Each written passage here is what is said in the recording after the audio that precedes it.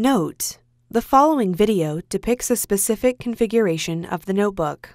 The same removal and replacement procedures apply to all configurations of the notebook.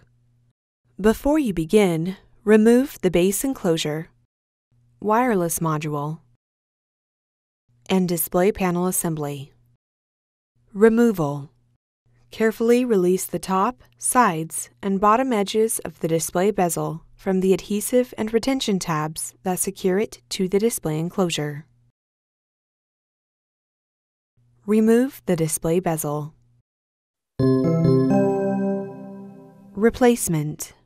Place the display bezel into position on the display enclosure. Carefully apply pressure to the edges of the display bezel to secure it to the display enclosure.